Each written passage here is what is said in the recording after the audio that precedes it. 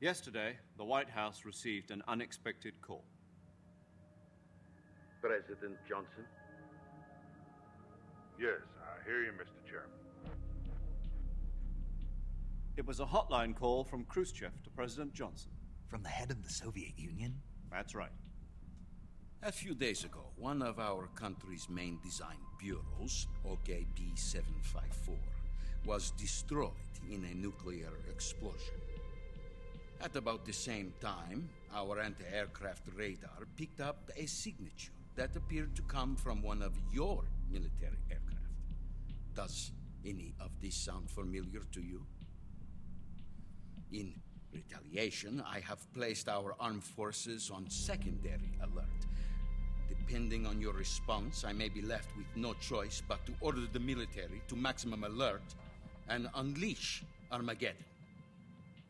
With the help of your predecessor, I was able to survive the Cuban incident. But my power is not as great as it once was. If I am to survive this crisis, I must have your full cooperation. I should have contacted you myself. Did you know that one of our soldiers defected to your country a week ago? No. So you haven't heard then. The man who arranged the defection was a GRU colonel by the name of Yevgeny Borisovich Volgin. Volgin? Of the Brezhnev faction. Go on. Who is the soldier? Her name is the Boss. She's a living legend. During World War II, she was the one who led us to victory in that war. In Russia, you know her as Voyevoda. You mean the mother of your special forces? Yes, that's the one. And she took 2 miniature nuclear shells along with her. The boss took 2 miniature nuclear shells. I'm afraid so. I believe they were a gift for her new hosts. The Davey Crocket Atomic Battle Group delivery system was completed 2 years ago. Serious problems were found with the launcher's range and precision. Although they were mass-produced, they've never been deployed in battle. But Sokolov's research facility was completely wiped out. The whole area is polluted. I can only offer you my deepest condolences over this terrible tragedy. So, the boss, with Colonel Volgin's help, stole 2 experimental nuclear shells and took them with her as gift when she defected. Then, shortly thereafter, Sokolov's design lab, a top-secret military research facility, was destroyed by one of these weapons. Am I right so far? Yes, that's correct.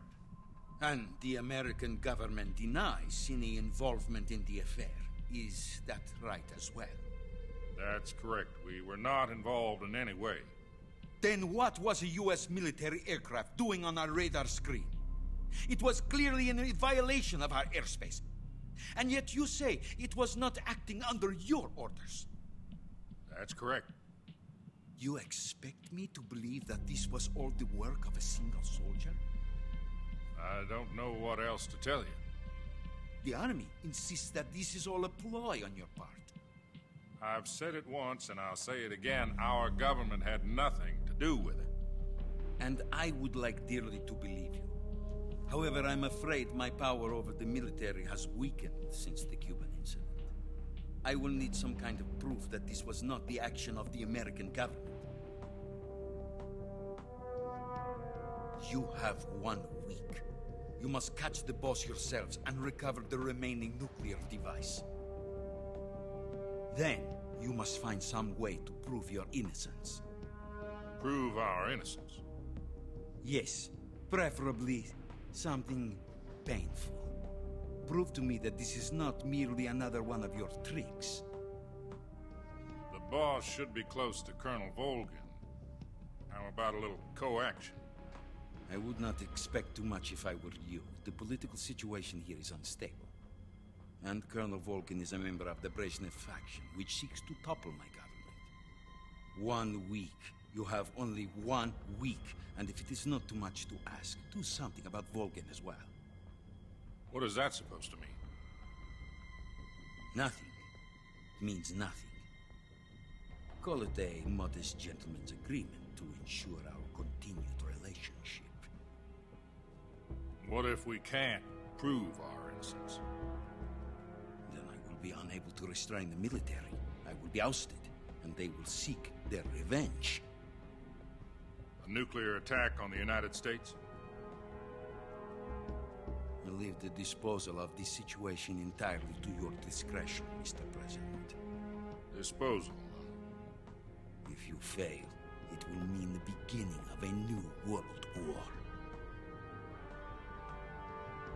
To put it simply, in order to avoid a full-scale nuclear conflict, we have to prove that America was not involved in that explosion. And eliminating the boss ourselves will prove America's innocence? Right.